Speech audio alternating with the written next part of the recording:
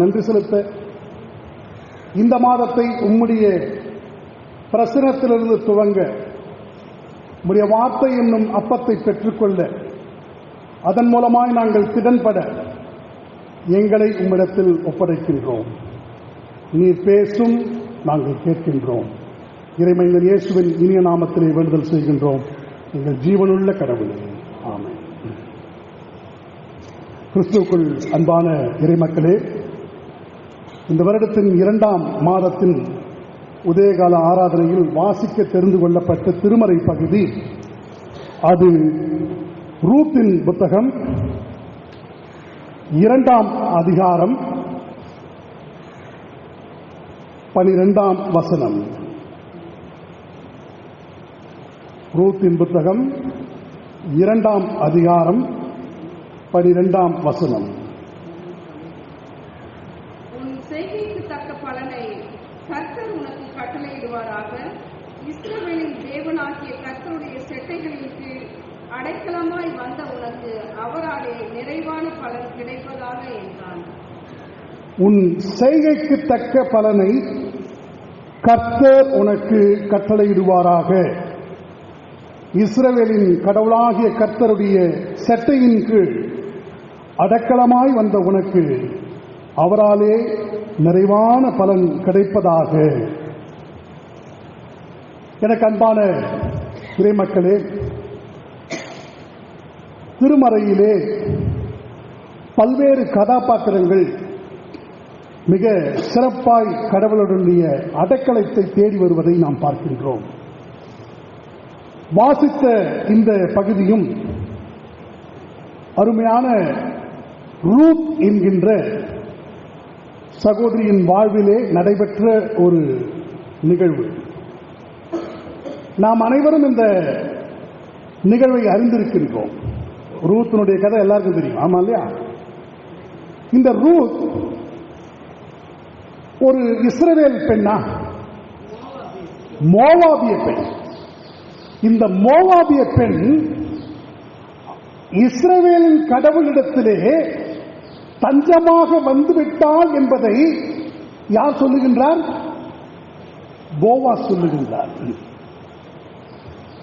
உண்மையிலேயே ஒரு ஆச்சரியமான ஒரு விஷயம் என்னன்னா, இன்னைக்கு காலையில இந்த ஆராதனை ஆரம்பிப்பதற்கு முன்பாக ஒரு சகோதரி வந்து, நான் புறஜாதியை சார்ந்த ஒரு பெண் என்று சொல்லி, ஆனால் இந்த கடவுளை நான் விசுவாசிக்கிறேன், நம்புகின்றேன், என் மகளின் திருமணத்திற்கு எனக்கு வேற எதுவுமே வேணாம், இந்த கடவுளுடைய ஆசீர்வாதம் மட்டும் போதும் என்று நாங்கள் சாட்சி கூற கேட்டோம்.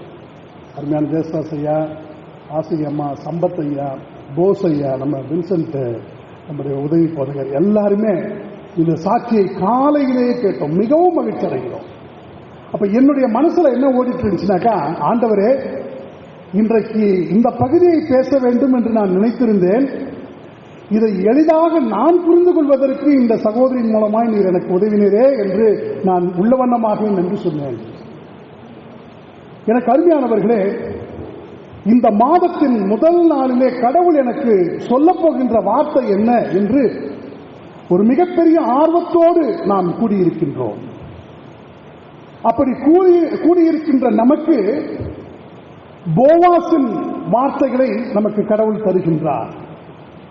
அது என்னன்னா, உன் செய்கைக்கு தக்க பலனை கர்த்தர் உனக்கு கட்டளையிடுவாராக.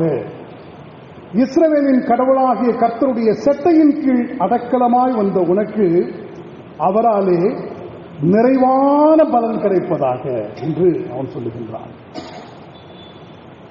இந்த மாதத்திலே நாம் கடவுளை நம்முடைய அடைக்கலமாக கொண்டு அவருடைய செட்டையின் கீழ் நாம் தஞ்சம் புகுவோமே என்றால் நமக்கு நிறைவான பலனை தருவதற்காக கடவுள் காத்துக் கொண்டிருக்கின்றார் என்கின்ற ஒரு நம்பிக்கையின் செய்தியை இந்த வார்த்தையில் நமக்கு தருகின்றது.